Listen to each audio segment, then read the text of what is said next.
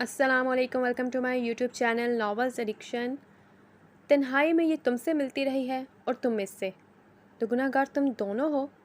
और जो सज़ा पहले सिर्फ महिरा इसहाक के लिए तजवीज़ की गई थी, अब उसी सज़ा के हकदार तुम दोनों हो। इंसाफ करना है तो फिर सबके लिए इंसाफ करो। उसकी सर्दो सपाट आवाज़ गूंजती वहाँ मौजूद हर जी रूह को साकत कर गई थी। जिसने जिरगा लगाया था उसे ही सज़ा सुनाई जा चुकी थी, और ये पहली बार हुआ था। क्या मतलब कि तुम्हारा सामर मीर, अब तुम हमारे खिलाफ जाओगे? शाहिद जद्दियाल को सबसे पहले होश आया था जब भी वो चिल्लाते हुए बोले। हाजिम के चेहरे पर पल में वहशत छा गई। एक बार फिर उसे जलील कर रहे थे वो। आपके नहीं, गलत फैसले के खिलाफ जा रहा हूँ। मैंने पहले भी कहा था, मेरे होते हुए कोई गलत फैसला नहीं होगा, सो नहीं होगा। जो मुजरिम है उसे सज़ा दो, वरना मैं इधर ही हूँ। सब खड़े थे, वो बैठ गया कुर्सी पर टांग रखे। वह उन्हें देख रहा था। हाथ लगा कर दिखाओ लड़की को। सिगार सुलगाते उसने लबों के दरमियान रखा। उन दोनों औरतों ने सहम कर महिरा को छोड़ा था। वो भागते हुए बाप तक पहुंची और उनका बाजू थाम चुकी थी। जिरगे में ना तो गलत फैसला होगा, ना ही कोई बदमज़गी। सब बैठे। एक सरपंच ने बारी आवाज़ में कहा तो चारों ना चार सबको बैठना पड़ा था। इसहाक खान, तुम्हें आखिरी मौका दिया जाता है, अपनी बात वाज़ेह करो। याद रहे, झूठ की गुंजाइश नहीं है। उसी सरपंच ने स्पाट लहजे में कहा। जहाँ लोग बिके हुए थे वहीं कुछ हमेशा से इंसाफ करते आए थे, मगर फ़ैसला, शाहिद जद्दियाल, फ़ैसला सिर्फ तुम नहीं बल्कि पूरा जिरगा करता है। उसे बात करने दो। उसे चुप करवा दिया गया। वाहिद जद्दियाल सर्द निगाहों से बेटे को देख रहे थे। वो ऐसे सिगार पी रहा था कि वहाँ उसके अलावा कोई ना हो, मगर वो जानते थे जैसे ही अपनी मर्ज़ी के खिलाफ फ़ैसला उसे सुनाई देगा वो बिफर जाएगा। उन्हें अफसोस होने लगा, काश वो उसे बाहर नहीं भेजते। बोलो इसहाक खान, जिरगा फ़ैसला इसी के हक़ में करेगा जो हक़ पर होगा। चारों ना चार उन्हें कहना पड़ा, वरना वो शाहिद जद्दियाल के खिलाफ नहीं जाना चाहते थे। उनकी यारी बरसों पुरानी थी। साईं, मेरे बच्चे मासूम हैं। पहले मेरे बेटे इर्तिसाम को रमला बीबी के कत्ल के इल्ज़ाम में जेल में बंद करवा दिया, और अब बेटी पर झूठे इल्ज़ाम लगा रही हैं। मेरी बेटी ने खुद देखा था हाजिम सरहान को। उसने ही अपनी बहन का कत्ल किया। यही नहीं, फिर कत्ल को खुदकुशी का नाम देकर मेरे बेटे पर सारा इल्ज़ाम लगा दिया। मेरे दोनों बच्चे बेगुनाह हैं। वो बोलता जा रहा था। जिरगे में सकता छा गया। किसी में इतनी हिम्मत नहीं थी कि इतने लोगों में एक गरीब आदमी जद्दियाल ख़ानदान के लोगों पर बात करता। मगर इस वक्त वो एक बाप था। उसके पास आखिरी मौका था दोनों को बचाने का। और लड़की तुम। शाहिद जद्दियाल ने महिरा को मुखातिब किया। वो कुछ घबरा गई। तुम कल जद्दियाल हवेली में क्या करने गई थी, जबकि अब वहाँ तुम्हारी दोस्त नहीं रहती है? उनका लहजा सर्द था। हाजिम उसे देख रहा था और सामर सिगार को। दोनों का ध्यान उसी पर था। वो मुझे हाजिम ने बुलाया था। उसने कहा कि अगर तुम ना आई तो फिर तुम्हारे भाई की लाश आएगी। मैं घबरा गई थी। उसे बाप के पास होने का सहारा था। जब ही बोली थी। उसने हाजिम को नहीं देखा। देखती तो शायद ना बोल पाती। सामर ने लब बेंचे तो वो किसी को बता भी सकती थी। हाजिम ने दाद देती निगाहों से उसे देखा। शाहिद जद्दियाल का बस नहीं चल रहा था कि उसे सबके सामने मार दे। उन्हें अब लग रहा था कि जिरगा उसके खिलाफ जा रहा था। उसने गलती कर दी थी। सच सब उगला जा रहा था। वाहिद जद्दियाल ज़रा हैरान थे। उन्हें यकीन नहीं आ रहा था कि हाजिम कातिल हो सकता था। फिर इतना बड़ा प्लान। कमर जद्दियाल परेशान थे। बाकी सब और सुनने की चाह में थे। और तुम्हारे पास इस बात का क्या सबूत है? क्या सबूत है कि हाजिम सरहान ने कत्ल किया और फिर तुम्हें वहाँ बुलाया? उनकी सर्द आवाज़ गूंजी थी। आपके सामर ने भी उसे देखा। हाजिम तंज़िया मुस्कुराया। उसने कोई सबूत नहीं छोड़ा था। माँ, लाला किधर हैं? وہ کافی دنوں بعد نیچے آئی تھی، آسمانی رنگ کا شفون کا فراک پہنے، اس کے بال اطراف میں پھیلے ہوئے تھے، چہرہ کافی سرخ ہو رہا تھا۔ ابتسام کی باتیں اسے توڑ گئی تھیں۔ اس نے اس کی محبت کو گالی دی، اسے گالی دی۔ محبت عزیز تھی، بے حد تھی، مگر بات عزت پر آئی تو وہ پیچھے ہو گئی۔ وہ پھر اندر نہ گئی مگر اس کے خیال سے پیچھا بھی نہ چھڑا سکی تھی۔ بیٹا جرگہ ہے آج کوئی بہت بڑا، جو تمہاری دوست تھی نا رملہ، اس کے قتل کا بھی اور بھی کیا؟ وہ ایک دم کھڑی ہوئی۔ اور کس کا؟ پتہ نہیں، تمہارے بابا صاحب ہی بتا رہے تھے، وہ جو لڑکا اندر جیل میں بند ہے نا، اس کے قتل کیس میں اس کی بہن ہے کوئی، وہ کل ان کی حویلی میں تھی، انہوں نے اسے اندر ہی بند کر دیا اور آج جرگہ لگایا ہے اس پر۔ پتہ نہیں کیا سچ ہے کیا جھوٹ، بیچاری قتل ہوئی یا… مگر ان کی بات پوری ہونے سے پہلے ہی وہ باہر بھاگی، ایک دم شدید خوفزدہ ہو چکی تھی۔ پھر سے مہیرہ مصیبت میں پھنس چکی تھی۔ گلزار، گاڑی نکالو جلدی، مجھے جرگے والی جگہ جانا ہے۔ مگر بی بی سائیں نے منع، میں اکیلی چلی جاؤں گی، وہ بے بسی سے بولی، تو گلزار کو ماننا پڑا۔ پتہ نہیں ہمیشہ مہیرہ ہی کیوں، رملہ کے بعد اب اس کی ایک ہی دوست بچی تھی، مگر وہ حویلی گئی کیوں، بتایا کیوں نہیں؟ اس کے دماغ میں کئی سوال تھے۔ پی کیپ سر پر پہنے وہ تھکا تھکا سا حویلی میں داخل ہوا تو حویلی میں سناٹا چھایا ہوا تھا۔ اسے حیرت ہوئی، رملہ کی ماں تو کمرے سے نکلتی نہیں تھی، پرسوں سے ان کی طبیعت کافی خراب ہو چکی تھی تو انہیں ڈاکٹر کے پاس لے کر گئے۔ اس کی ماں بھی شاید ادھر ہی تھی، مگر باقی سب… وہ لاؤنج میں آیا تو سامنے اسے دیکھتے رک گیا۔ گلابی رنگ کی شلوار قمیض پہنے، اس کے چھوٹے بال چہرے پر آ رہے تھے، وہ گلدان میں تازہ گلاب کے پھول سجا رہی تھی۔ سنو، گھر والے سب کدھر ہیں؟ اس کی بات پوری نہیں ہوئی کہ وہ ایک دم گھبرا کر مڑی۔ کانچ کے گلدان نیچے گرتے ٹوٹ چکا تھا۔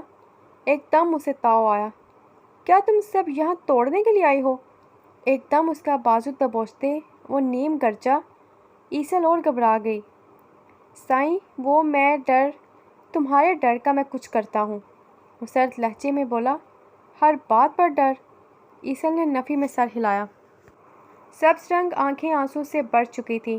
کبیر نے زور سے اسے جھٹکا دیتے صوفے پر پٹھا۔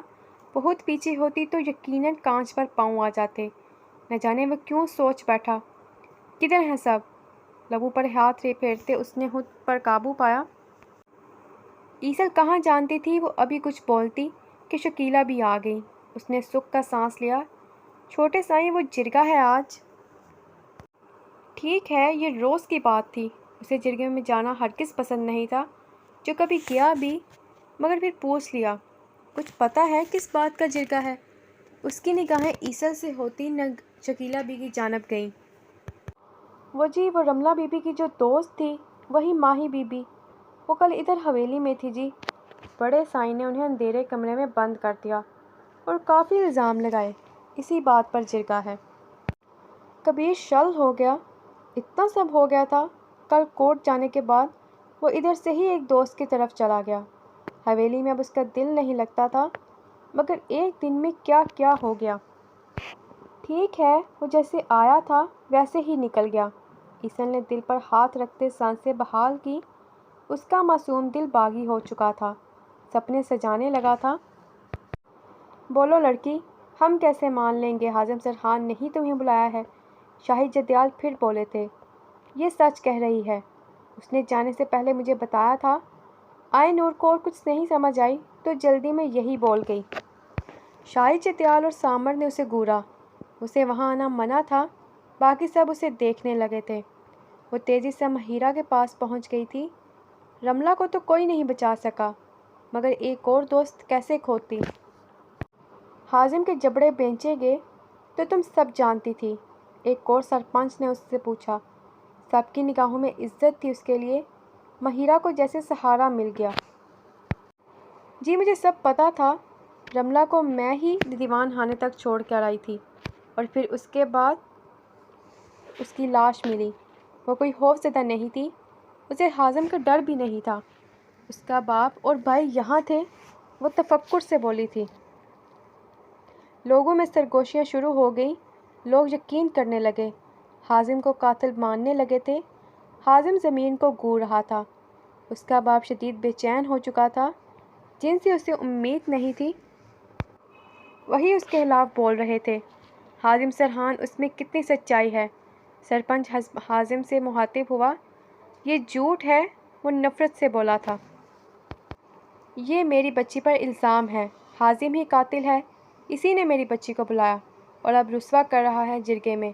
اسحاق خان اس سے زیادہ اونچی آواز میں چلایا۔ اسے فکر نہیں تھی کہ اس کا نتیجہ کیا ہوگا۔ وہ اپنے بچوں کو بچانا چاہتا تھا۔ وہ بیٹا بیٹی نہیں، اس کا خون تھے۔ خود کی جان جاتی تو اسے اتنی تکلیف نہ ہوتی جتنی اذیت دے رہی تھی۔ بالکل، حازم سرحان قاتل ہے، اس بات کا گواہ یہاں موجود ہیں۔ ایک گواہی تو مل گئی آپ لوگوں کو، دوسری میں دلا دیتا ہوں۔ سب نے اسے حیرانی سے دیکھا۔ وہ کافی کروفر سے چلتا آیا تھا۔ پی کیپ اب سر پر نہیں تھی، بال کچھ ماتھے پر آ رہے تھے، چہرے پر دل جلا دینے والی مسکراہٹ تھی۔ قمر جدیال نے دکھ سے آنکھیں بند کر لیں۔ شاہد جدیال کی آنکھیں کھلی کی کھلی رہ گئیں۔ ان کا خون ان کے خلاف جا رہا تھا۔ حازم کا چہرہ سرد تھا۔ سامر نے بھی اسے دیکھا۔ تمہارے پاس کون گواہ ہے؟ واحد جدیال حیران تھے۔ اب جیسے انہیں یقین آ رہا تھا کہ حازم قاتل تھا، قاتل بھی اپنی ہی بہن کا۔ ان کا دل دہل گیا۔ وہ بھی کافی ظالم تھے، سرد مزاج تھے، غرور سے بھرے تھے، مگر قاتل؟ آج تک کسی کا قتل تو نہ کیا، نہ سوچا۔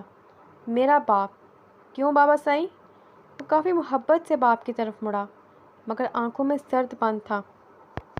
کبیر، یہ پاگل پن نہیں بابا سائیں، پاگل پن نہیں ہے۔ اس کا لہجہ بھی بدل گیا۔ اس نے جنونیت سے پسٹل نکالی۔ میں اس بوجھ کے ساتھ زندہ نہیں رہ سکتا ہوں۔ جو سچ ہے، جو آپ نے دیکھا، وہ بتائیں۔ جو بھی سچ ہے، مہیرہ کے حق میں ہے یا حازم کے، جو بھی ہے، بس سچ بتائیں۔ دوسری صورت میں اگر یہ خودکشی ہے، وہ بھی میری وجہ سے، تو میں بھی مر جاتا ہوں۔ یہ بوجھ ویسے بھی مجھے مار رہا ہے، میں اور برداشت نہیں کر سکتا ہوں۔ اس کے لہجے میں کوئی مذاق نہیں تھا۔ قمر جدیال تڑپ گئے تھے۔ وہ کئی بار کہہ چکا تھا گواہی دینے کے لیے، مگر وہ کیسے اپنے بھائی کے خلاف جاتے؟ دونوں ہی خون تھے۔ سب سانس روکے اسے دیکھ رہے تھے۔ شاہد جدیال بے چین ہو چکے تھے۔ ان کا دھیان تو کبھی گیا ہی نہیں تھا اس طرف۔ انہیں سب الٹا ہوتا نظر آ رہا تھا۔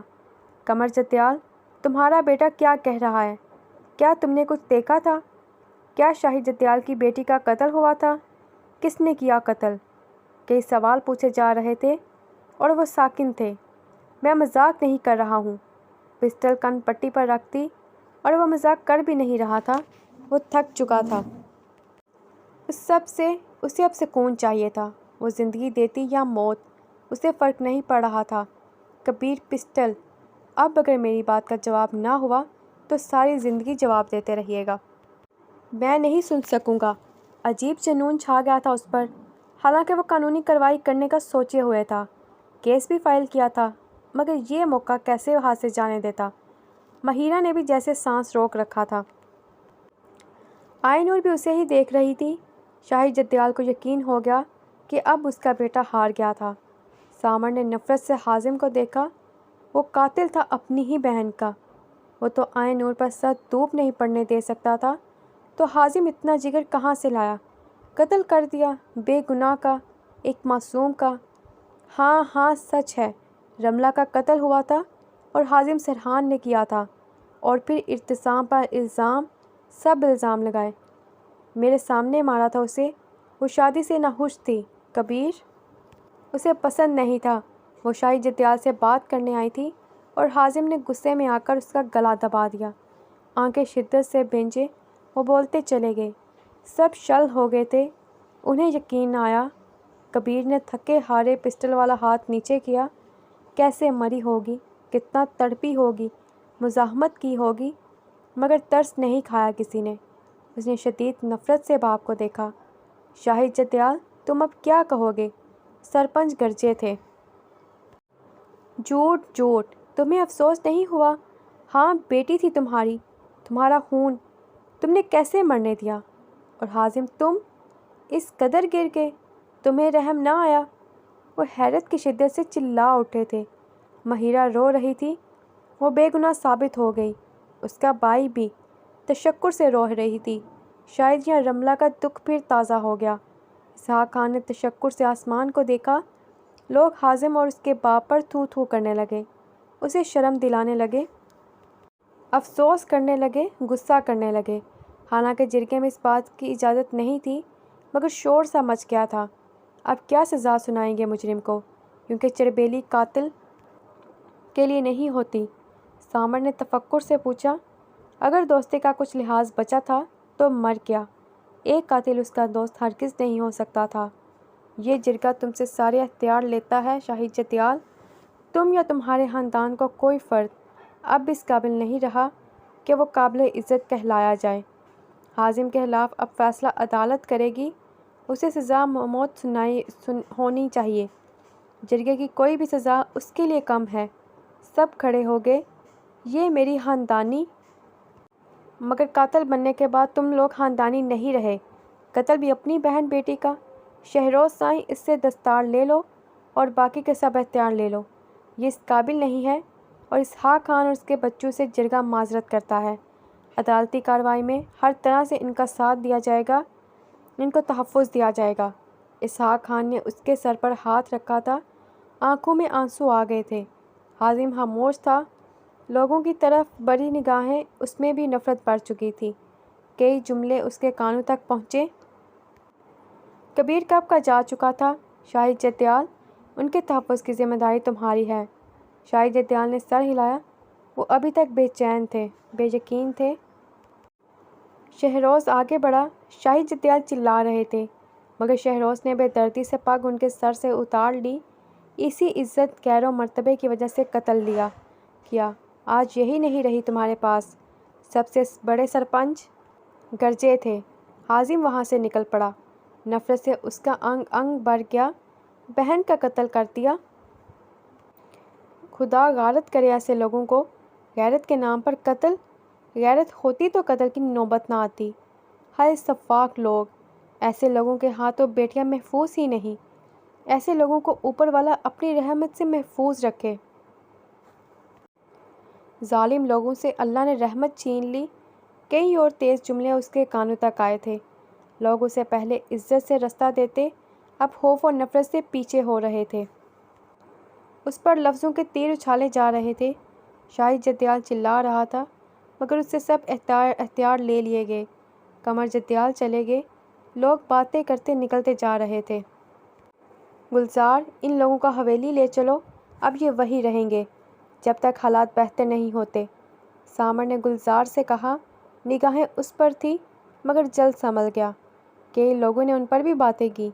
عین نور کی خوشی کا تو کوئی ٹھکانہ نہیں رہا تھا۔ مگر میری ماں، وہ ایک دم براہ راست اس سے مخاطب ہو گئی۔ بھیگی آنکھیں، گلابی چہرہ، سرخ ہونٹ، بکھرے بال، سامر کے دل کو ایک بار پھر لے گئی۔ اس کی دھڑکنیں مدھم ہو گئیں، مگر جلد سنبھل گیا۔ وہ پہنچ رہی ہیں، آپ لوگ چلیں۔ اسحاق خان کو بھی یہی ٹھیک لگا۔ یہ جرگے کا فیصلہ تھا، ان کے حق میں بہتر بھی تھا۔ ایسا نہیں تھا کہ وہ ڈر رہے تھے، مگر احتیاط ضروری تھی۔ مجھے یقین نہیں آ رہا، اب تم میرے ساتھ رہو گی؟ عین نور اسے گاڑی میں بٹھاتے ہوئے بولی۔ وہ خوشی سے جیسے پاگل ہونے کو تھی۔ وہ لوگ گاڑی میں بیٹھ گئے۔ گاڑی دور ہو گئی تھی۔ شاہی جتیال اب بھی چلا رہے تھے، بحث کر رہے تھے، مگر فیصلہ ہو چکا تھا۔ سامر مطمئن تھا، اب باقی تو جا سکتے تھے واپس، مگر وہ مہیرہ کو واپس جانے نہیں دے گا۔ اس نے شدت پسندی سے سوچا تھا۔ کیسے ہیں میرے پیارے ریڈرز؟ سوری میں تھوڑا سا لیٹ ہو جاتی ہوں، تھوڑا نہیں کافی لیٹ ہو جاتی ہوں۔ میں کوشش کرتی ہوں ڈیلی بیسس پہ اپلوڈ کروں، انشاءاللہ آئندہ میں ڈیلی بیس پہ ہی اپلوڈ کروں گی ایپیسوڈ، آپ ویٹ لازمی کریے گا۔ اینڈ کتنی دفعہ کہا ہے میں نے، عائدہ عالم شاہ کا سیزن 2 میں نے اپنے سیکنڈ چینل ناولز ایڈکشن، جس کا لنک ڈسکرپشن باکس میں ہے، اس کو کلک کریے، آپ ادھر سے سیزن 2 پڑھ سکتے ہیں۔ تھوڑی سی مصروفیت کی وجہ سے میری ایپیسوڈز تھوڑی سی لیٹ ہو سکتی ہیں، لیکن آپ یقین رکھیں میں چھوڑوں گی نہیں اس چینل کو اور نہ ہی دوسرے چینل کو. سو اوکے اللہ حافظ، ٹیک کیئر، پھر ملیں گے.